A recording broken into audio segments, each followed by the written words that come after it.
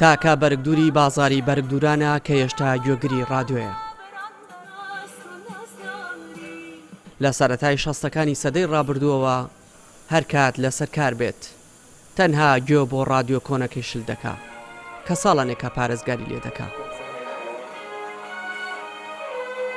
بەلای مام عەلی ڕادیۆ ئەو داهێنانە بوو کە ڕووی مێژووی بۆ هەتایە گۆڕی و بەشێکی ژیانی ڕۆژانی خەڵکی داگیر کرد. بۆیە نایەوێ هەرگیز ڕادیۆ فەرامۆش بکە.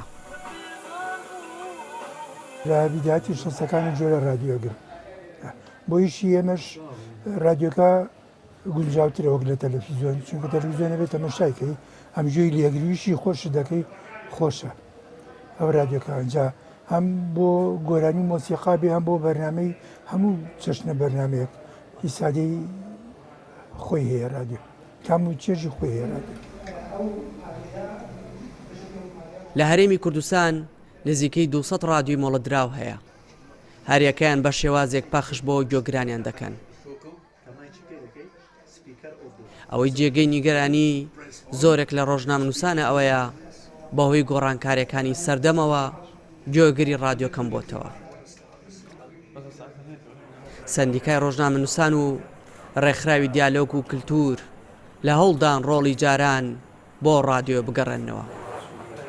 هەموو هۆکارەکانی گەیاندن لە ڕادیۆیە کاتوانێت پەخش بکرێت. ئەوەی کاڵی ئێستا ڕادیۆ باوی نەماوە شۆڕشی ڕادیۆ بەسەرچوونە خێر، ئێستش ڕادیۆ گرنگی خۆی ماوە. ئێمە هەمومان قەرزارباری ڕادیۆکانی شاخین لەبەرەوەی هەم تەمەنی شۆڕشەکان کورت کردەوە هەم ئێمەشان گیانە کناری ئارام و ڕۆژی ڕاپەڕین. کە هەرێک لە ئێمە لە ناو ئۆتۆمبیلەکانماندا هەتاوەکو شوانێک لەسەر شاخ هەتاوەکو بگرە ئەفسەرێک لەسەر سنوور کە زۆربەی شوێنانەدا جگە لە ڕادیۆ هیچ جێگرێوێکی میدیایی کە نییە.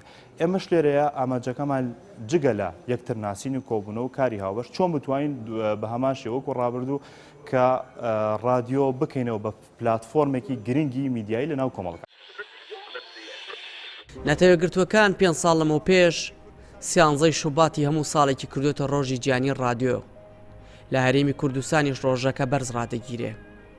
گەرچی ڕای جیاواز لەسەر یەکەم پەخشی ڕادیۆی کوردی هەیە کەچی هیچیان یەکلاکەرەوە نین، بەڵام یەکەم پەخشی ڕادیۆی کوردی لە عێراق لە بەغدا بووە لە ساڵی 1939. دیار جەمال، کوردستان 24 سلێمانی. کوردستان 24 نوێترین هەواڵ، زۆرترین زانیاری